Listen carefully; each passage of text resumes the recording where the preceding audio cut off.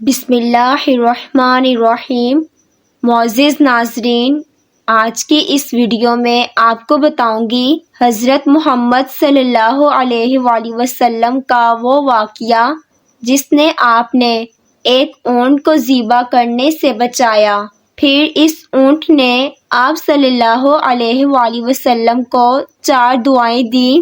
آپ صلی اللہ علیہ وآلہ وسلم نے 3 دعاؤں پر آمین کہا اور چوتھی دعا پر آنکھوں سے آنسو بہنے لگے۔ اونٹ نے ایسی کیا بات کی جو آپ کی مبارک آنکھوں سے آنسو بہنے لگے؟ جاننے کے لیے ویڈیو کو مکمل دیکھیے۔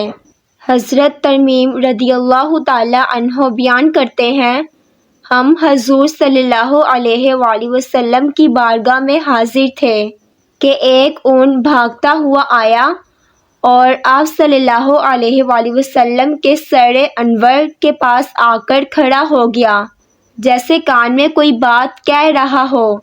آپ صلی اللہ علیہ وآلہ وسلم نے فرمایا، اے اونٹ پرسکون ہو جا، اگر تو سچا ہے تو تیرا سچ تجھے فائدہ دے گا، اگر تو جھوٹا ہے تو تجھے اس جھوٹ کی سزا ملے گی۔ ہم نے عرض کیا، یا رسول اللہ صلی اللہ علیہ وآلہ وسلم، یہ اونٹ کیا کہتا ہے؟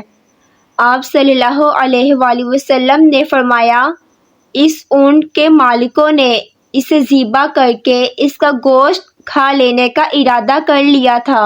یہ ان کے پاس سے بھاگ آیا اور اس نے تمہارے نبی صلی اللہ علیہ وآلہ وسلم سے مدد مانگی ہے۔ ہم سب ابھی گفتگو میں مشغول تھے کہ اس اونٹ کے مالک بھاگتے ہوئے آئے۔ جب اونٹ نے انہیں آتے دیکھا تو وہ دوبارہ آپ صلی اللہ علیہ وآلہ وسلم کے سر مبارک کے قریب ہوا اور آپ صلی اللہ علیہ وآلہ وسلم کے پیچھے چھپنے لگا۔ ان کے مالکوں نے عرض کیا، یا رسول اللہ، ہمارا یہ اونٹ 3 دن سے ہمارے پاس سے بھاگا ہوا ہے، آج ہی ہمیں آپ کی خدمت میں ملا۔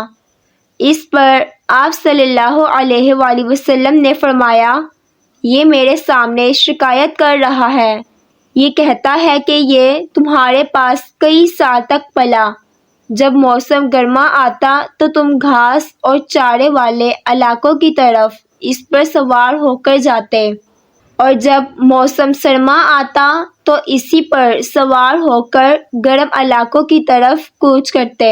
جبکہ یہ اس خستہ حال کی عمر کو پہنچ گیا ہے تو تم اسے ذبح کر کے اس کا گوشت کھا لینے کا منصوبہ بنا لیا ہے۔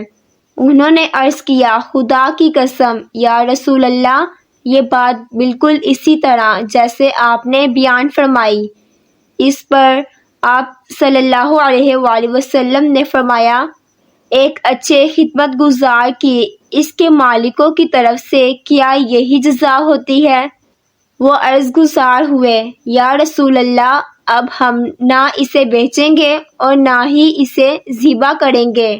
اس کے بعد آپ صلی اللہ علیہ وآلہ وسلم نے اس اونٹ کو 100 درہم میں خرید لیا اور پھر فرمایا، اے اونٹ، جا تو اللہ تعالیٰ کی رضا کی خاطر آزاد ہے۔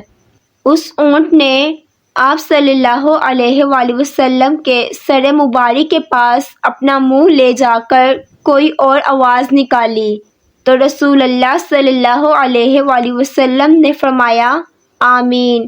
اس نے پھر دعا کی، آپ نے پھر فرمایا آمین۔ اس نے پھر دعا کی، آپ نے پھر فرمایا آمین۔ اس نے جب چوتھی مرتبہ دعا کی تو آپ صلی اللہ علیہ وآلہ وسلم آبیدہ ہو گئے، آنکھوں سے آنسو بہنے لگے۔ ہم نے عرض کیا، یا رسول اللہ، یہ اونٹ کیا کہہ رہا ہے؟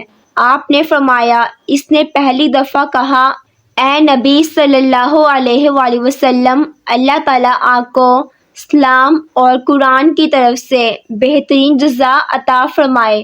میں نے کہا آمین۔ پھر اس نے کہا، اللہ تعالیٰ قیامت کے روز آپ کی امت سے اسی طرح خوف کو دور فرمائے جس طرح آپ نے مجھ سے خون کو دور فرمایا۔ میں نے کہا آمین۔